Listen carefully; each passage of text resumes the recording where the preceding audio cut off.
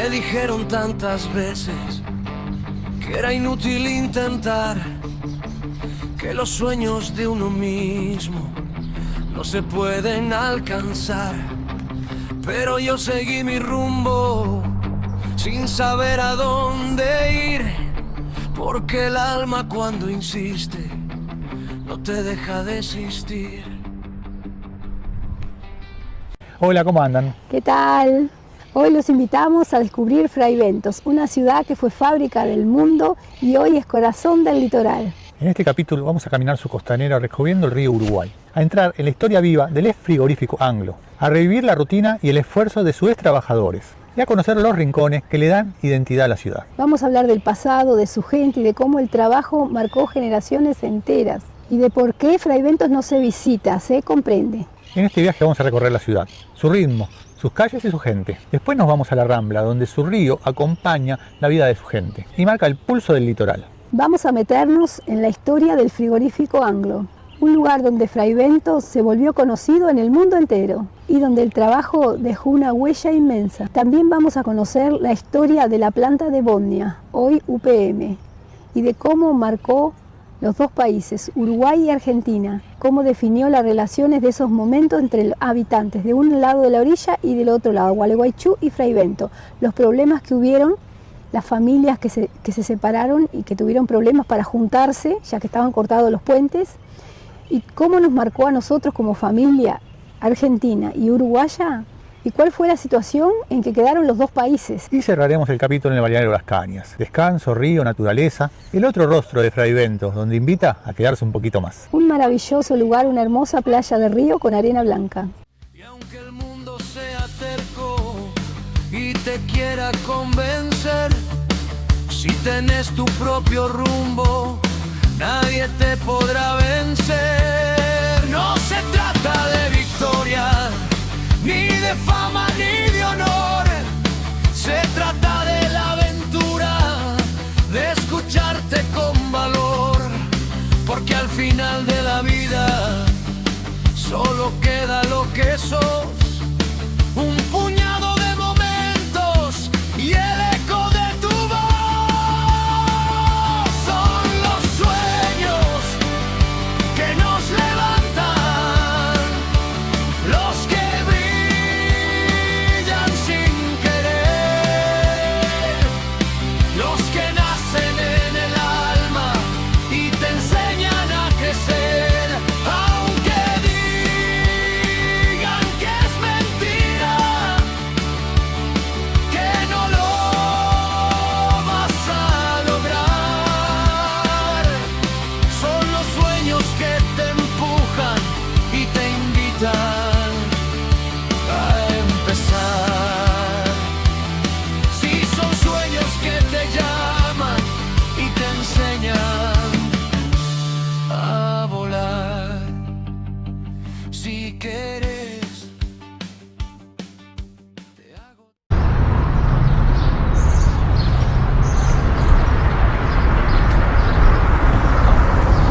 Viva la vida.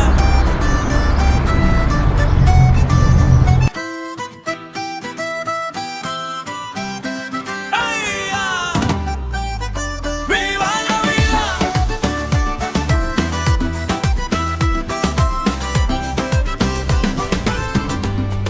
Allí donde te encuentres, en la ciudad o montaña, quizá cruzando el mar siempre dirás presente. La vida es plena luz, es armonía, da todo tu amor. Tienes vida bendecida. ¡Viva la vida! ¡Viva la vida! Cree en ti, siempre hay salida. ¡Viva la vida! ¡Viva la vida! Cree en ti, siempre hay salida. Oh.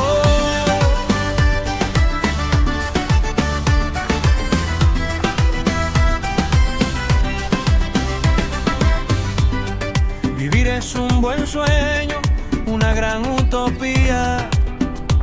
No te quejes de tu suerte, el buen Dios será tu guía.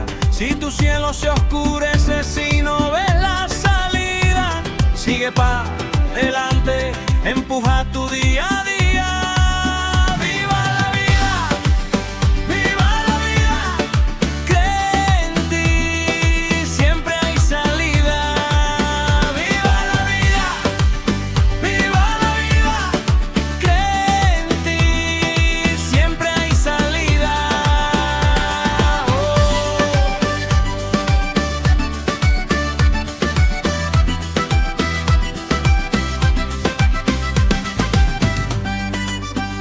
Recuerda, tienes vida,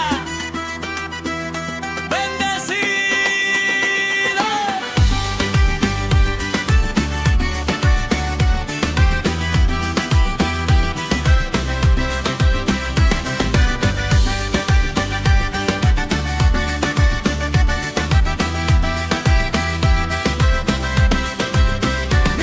la vida, viva la vida, viva la vida, cree en ti, siempre hay salida. Viva la vida, viva la vida, cree en ti, siempre hay salida. Viva la vida, viva la vida, cree en ti, siempre hay salida. Viva la vida, viva la vida, cree en ti, siempre hay salida.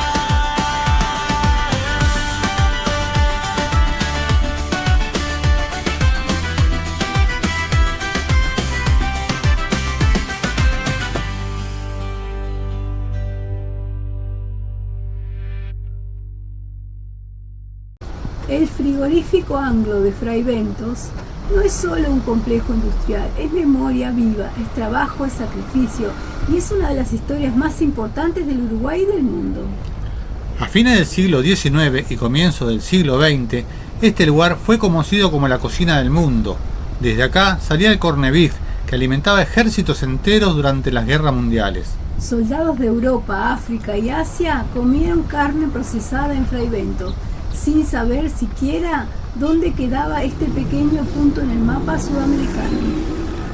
El impacto fue tan grande que incluso 2 tanques británicos fueron bautizados Fraiventos, una muestra del alcance global que tuvo este frigorífico. Y la pregunta es inevitable, ¿por qué Fraiventos? La respuesta está en el río Uruguay. Su profundidad permitía que grandes barcos oceánicos llegaran hasta acá, algo poco común en la región. Eso convirtió a esta ciudad en un puerto estratégico para una industria pensada para exportar al mundo. Con el Anglo llegaron miles de personas. Se estima que más de 30.000 trabajadores, entre hombres, mujeres y muchos menores de edad, pasaron por estas instalaciones a lo largo de los años. Por una ciudad pequeña, el impacto fue inmenso. Fraiventos creció, se organizó y su vida cotidiana empezó a girar alrededor del frigorífico. El trabajo, sobre todo hasta 1943, era muy duro. Jornadas largas, frías, esfuerzo físico constante y condiciones laborales que hoy serían impensables. Pero también fue acá donde la organización sindical empezó a cambiar la historia, logrando mejoras que marcaron un antes y un después en la vida de los trabajadores. Dentro del Anglo, el ámbito laboral funcionaba como una gran familia. Había operarios, changadores, técnicos, mujeres en distintas tareas y jóvenes que entraban a trabajar desde muy pequeños. Cada rincón guarda historias humanas, como la de aquel empleado que padecía problemas de circulación y pasaba horas moviendo los pies sin parar para aliviar el dolor. Con el paso de los años, ese movimiento constante fue dejando marcas. Hoy todavía pueden verse sus huellas en el piso de madera gastado, no por máquinas, sino por los pies de un trabajador resistiendo su jornada laboral. Esas marcas no están en los libros de historia, pero dicen más que cualquier cifra. En su apogeo, el Anglo llegó a faenar hasta 1.500 animales por día y por primera vez en el país se utilizó 100% el animal vacuno. Nada se desperdiciaba. El complejo estaba dividido por sectores: faena, despiece, conservas, subproductos, depósitos y muelles. Y una de sus estructuras más imponentes era el edificio de 5 pisos, una enorme ladera natural que aprovechaba el frío del río para conservar la carne. El Anglo pagaba bien, tan bien que durante décadas se decía que quien trabajaba acá podía progresar, comprar un terreno, levantar su casa y asegurarle un futuro mejor a su familia. Pero el mundo cambió. En 1979 el Estado uruguayo se hizo cargo del frigorífico, intentando sostener una industria histórica. Sin embargo, los hábitos de consumo ya no eran los mismos. El corned beef dejó de ser un producto esencial. El cierre marcó un antes y un después. Económicamente, Fray Bento sintió el golpe. Socialmente quedó el vacío de una rutina que había ordenado la vida de generaciones enteras. Hoy el Anglo es patrimonio de la humanidad por la UNESCO. No como un recuerdo triste, sino como reconocimiento a un lugar donde se cruzaron trabajo, industria, luchas obreras y un sueño colectivo. Porque el Anglo no fue solo una fábrica. Fue una escuela de vida. Y mientras sus muros sigan en pie y sus pisos conserven la huella de quienes trabajaron aquí, la historia del Anglo seguirá viva en la identidad de Fray Bentos y en la memoria de su gente. Tuvimos el lujo, el placer de poder ir al balneario Las Cañas. Un balneario inmenso, un balneario bien organizado, donde había personas que te recibían y te indicaban dónde poder estacionar, dónde poder pasar la noche. Yo lo había vivido de chica porque viví en Fray Bento, he ido a la escuela, he ido a Las Cañas, pero iba a un Las Cañas totalmente diferente. Hoy está todo organizado, bien organizado, con sus calles, con sus casas, con sus lugares de acampe, con su río impecable. O sea, para mí, sinceramente, no conozco otro lugar en el río Uruguay que sea tan hermoso como el balneario Las Cañas. Baños, despensas, lugares para comer, lugares para descansar. Unos atardeceres impresionantes, el agua impecable, la playa impecable, gente, no sé, todos los servicios que uno puede requerir cuando va de acampe o con el motorhome o con lo que sea. Balneario Las Cañas en Fray Bento, excelente. Queremos dar estas imágenes para que disfruten del lugar y nos acompañen en este precioso día y precioso momento. Tal cual. Bendito balneario Las Cañas. Nos vemos, los máster viajeros siempre presentes. Se enciende el motor por la ruta y la verdad. Nos sobra coraje, amamos la libertad. Por la montaña vamos, juntos queremos vivir. Siempre con actitud, desde el principio al fin. Los máster viajeros brillan en cada ocasión. Quizá la vida permita, marquemos la dirección. Somos del sol de la vida, siempre en cada rincón. Viajaremos juntos. Pregunta, Jani, ¿por qué le habrán puesto la balneario de Las Cañas? Qué maravilla. Bueno, ahora no hay nadie, pero evidentemente está lleno de mesas y de lugares para parrilleros para hacer asado. Es decir, esto no se hizo de casualidad, esto en el verano debe explotar de gente, una maravilla. Así que vamos a tener que volver en pleno verano. Como te vamos a tener que volver en pleno verano para ver carnaval, para ver todos estos lugares, todas estas provincias, todas estas localidades que se debe llenar de gente y poder compartir y disfrutar con ellos. Nos estamos viendo. Poniendo el corazón. Guayay.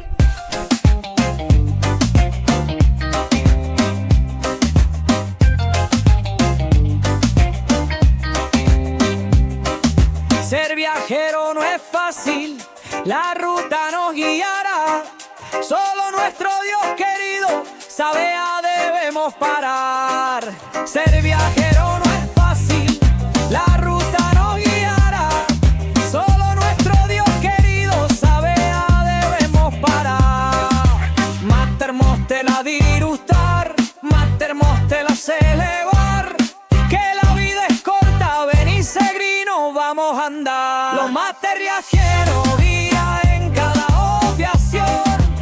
Quizá la vida permita cualquier.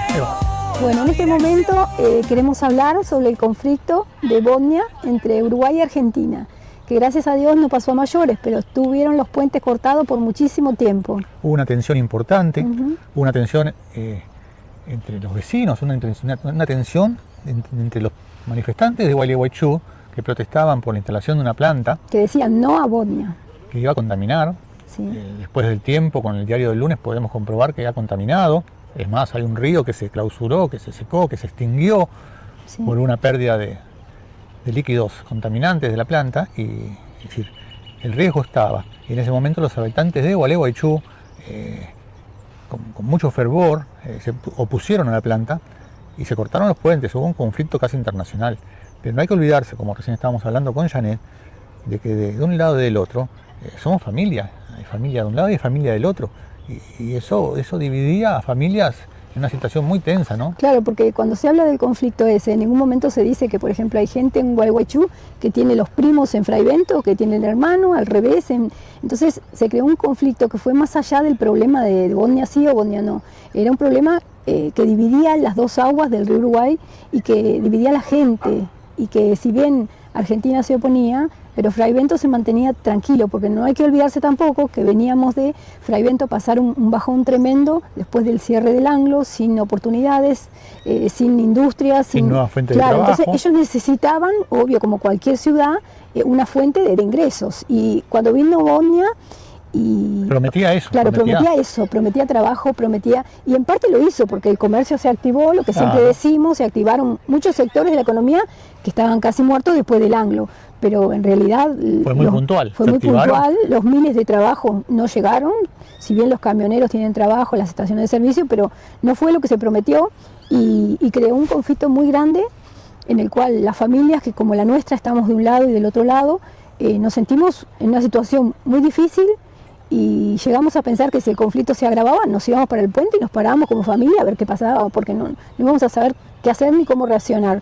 Y esas cosas, si bien ya pasaron, hoy estamos 2025, pero dejan su huella, o sea, cierta tirantez entre que al final Bodnia se hizo del lado de Gualeguaychú y de Fraivento, que la gente piensa que ellos se oponían a que la gente de Fraivento tuviera una economía poderosa o que creciera económicamente. Y la realidad hoy que tenemos una planta hoy que está humeando, porque nosotros estuvimos ahí en el camping, se veía clarito, humeando permanentemente gases tóxicos que les caen permanentemente a toda la gente de Fraivento y a toda la gente de Gualeguaychú.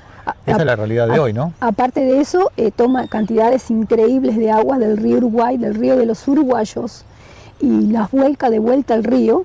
Exacto. En condiciones...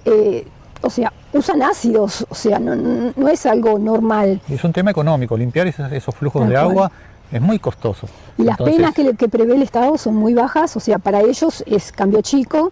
Y bueno, nosotros siempre estuvimos con ese temita porque no sabíamos dónde pararnos. En ese momento estábamos, cuando surgió en Argentina, y después pasamos por Uruguay. O sea que lo vimos de las dos orillas, que es importante también, ¿no? Nosotros acá, cuando se inició la situación, nos opusimos, después nos fuimos informando.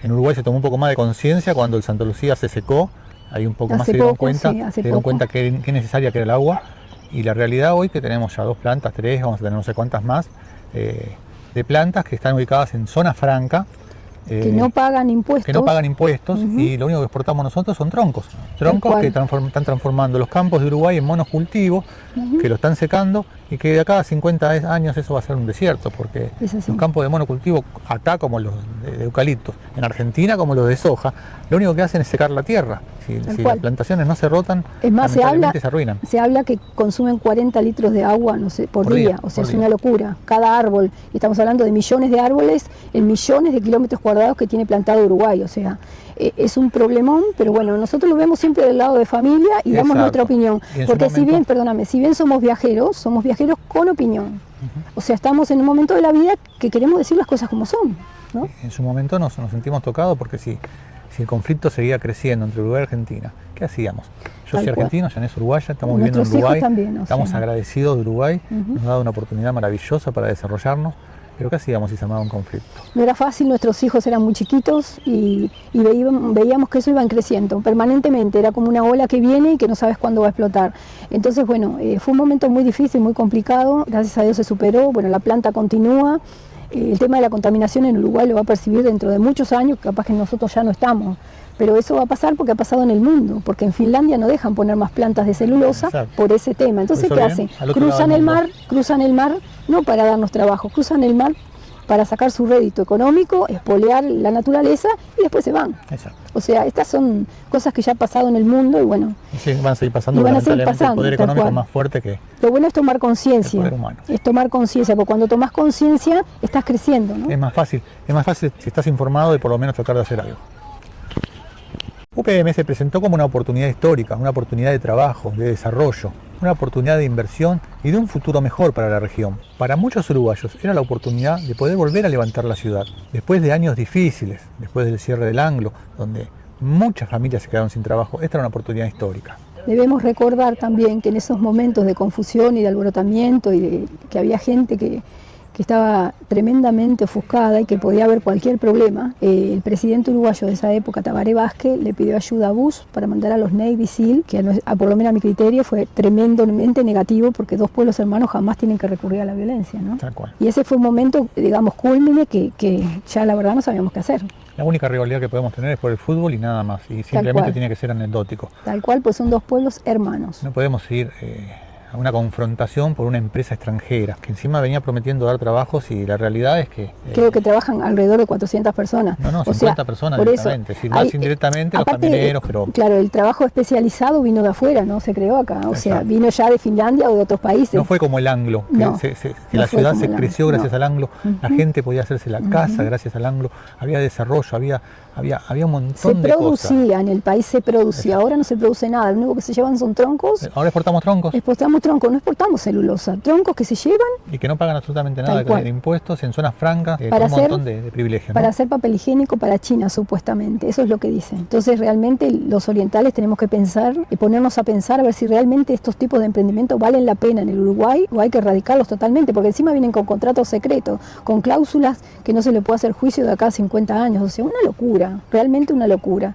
En este viaje nos metieron nuestros políticos y bueno, por suerte se salió bien, ¿no? Exacto, por suerte podemos estar grabando este video hoy 2026 y los conflictos pasaron, pero bueno, eso está latente, siempre está latente, hay que tener mucho cuidado porque nos pueden llevar de las narices a tener confrontaciones que realmente no valen la pena. Bueno, ahora se va a armar, hablando de eso, se va a poner del lado uruguayo una planta de hidrógeno verde, que también es para otro país, no es para acá, tiene contrato secreto y va a ser nefasta seguramente. Sí, en la zona de Colón, claro, justo hay que pensar también que por qué se ponen al lado de un río. Es decir, aprovechar todo ese recurso natural, limpio, sano. Y justo debajo del pedazo que tiene Uruguay en el acuífero. Aparte son millones y millones de litros que usan por día, es increíble. Es así. Entonces, bueno, esto lo tenemos que comentar y queremos que todo el mundo lo sepa, cómo pasamos esas circunstancias, esos momentos difíciles como rioplatenses. Y aprovechamos justamente en este momento que estamos mostrando un lugar tan precioso como es Fraivento y como es Las Cañas, como es la historia del frigorífico Anglo y el desarrollo de Uruguay, ¿no? que es espectacular.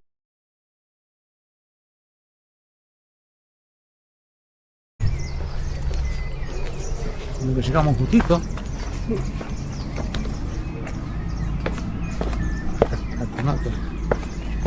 Amor. Ah, qué bonito.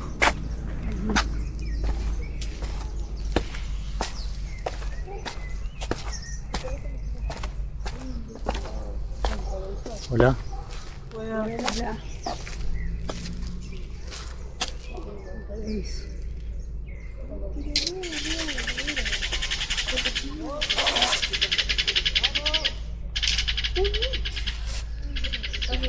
Tuvimos el lujo, el placer de poder ir al balneario Las Cañas. Un balneario inmenso, un balneario bien organizado, donde había personas que te recibían y te indicaban dónde poder estacionar, dónde poder pasar la noche.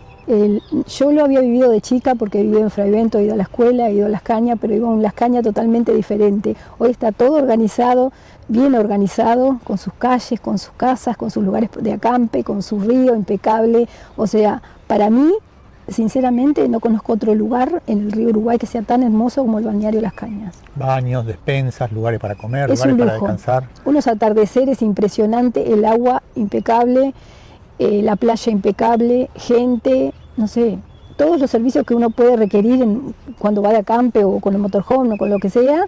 Balneario Las Cañas en Fraivento, excelente. Queremos dar estas imágenes para que disfruten del lugar y nos acompañen en este precioso día y precioso momento. Tal cual. Bendito balneario Las Cañas. Nos vemos, los máster viajeros siempre presentes. Amanece en el balneario Las Cañas. Estamos solos. Solo con los pájaros. Y los dorados. Ayer vimos como un señor sacó un dorado de unos 40 centímetros. Y cómo lo devolvió al agua. Dijo que era chiquitito. Estaba todavía en desarrollo, hay que dejarlo crecer más.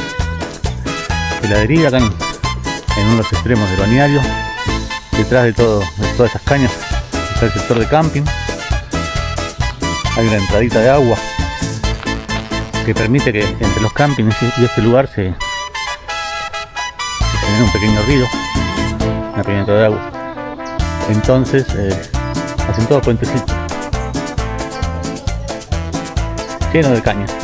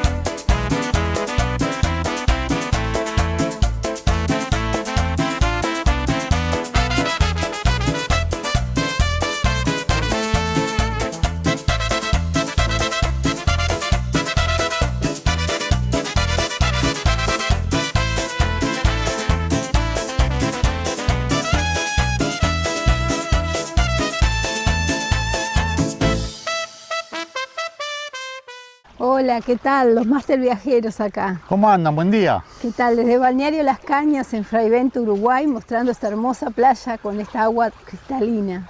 Disfrutando de esta hermosa mañana, disfrutando de este agua planchadita, de este río Uruguay cargado de dorados. Hermoso. No te olvides de suscribirte. Ahora que tenemos 186 solamente suscriptores, que los agradecemos. No se olvide de suscribirte porque vamos a brillar en YouTube. Los esperamos. Un abrazo grande. Somos los Máster Viajeros, hermanos del viento y del sol. La ruta nos nombra y espera con su canto de amor y tambor. Cruzamos los días sin prisa, con la fe del que sabe mirar. En cada mirada sincera, la vida nos vuelve a abrazar.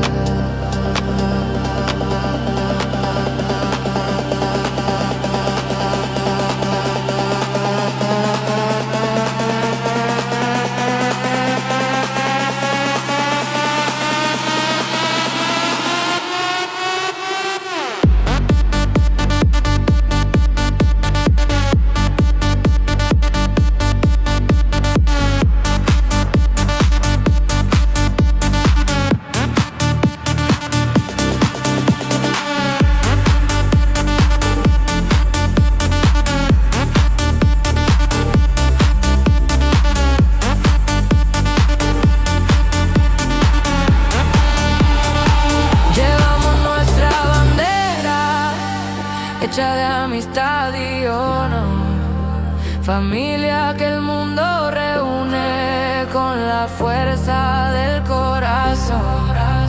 En fuego